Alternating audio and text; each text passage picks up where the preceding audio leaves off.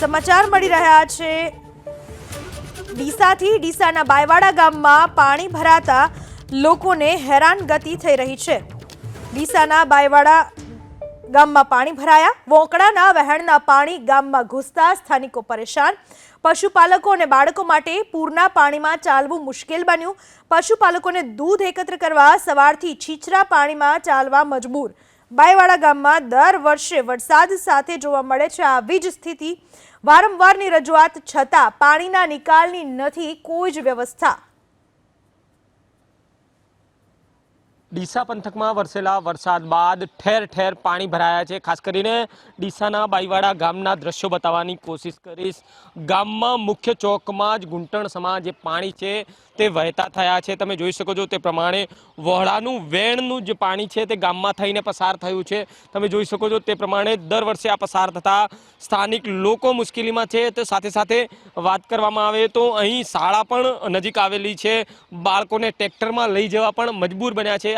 બાજુના દ્રશ્યો બતાવવાની કોશિશ કરીશ। બાયવાડા દૂધ મંડળી છે ત્યાંના નજીક પણ આવા ઘૂંટણ સમા જે પાણી છે તે પાણી ભરાતા હાલાકીના દ્રશ્યો જોવા મળી રહ્યા છે। ખાસ કરીને વહેલી સવારથી જે ડીસા પંથકમાં વરસાદ ખાબકી રહ્યો છે। અંદાજિત 5 ઇંચથી વધુ વરસાદ ખાબકતા ઠેર ઠેર પાણી ભરાયાના દ્રશ્યો સામે આવ્યા છે। બાયવાડા ગામના દ્રશ્યો છે જ્યાં બાયવાડા ગામમાંથી વોળાનું વેણ પસાર થતા સમગ્ર ગામમાં જળબંબાકાર જેવી સ્થિતિ છે। તમે જોઈ શકો છો તે પ્રમાણે વાહન ચાલકો હોય, વિદ્યાર્થીઓ હોય, તમામ લોકો હાલ પાણીમાંથી પસાર થઈ રહ્યા છે।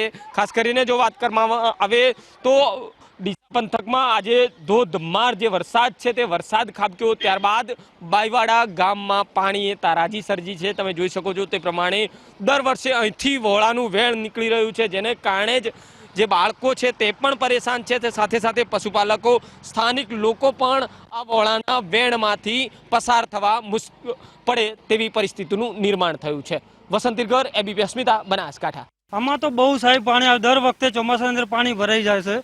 મેન વસ્તુ એ છે કે પ્રાથમિક શાળામાં જે છોકરાઓને જવા માટે બહુ તકલીફ। આજે વહેલી સવારમાં આ પૂર આવવાથી નાના ભૂલકાઓને શિક્ષક દિન હતો એટલે ટ્રેક્ટરના ટોલા કરીને તે શાળામાં પકડાયા છે। અરે આ તો લગભગ 15-20 વર્ષોથી છે આને કોઈ વાપરતું નથી।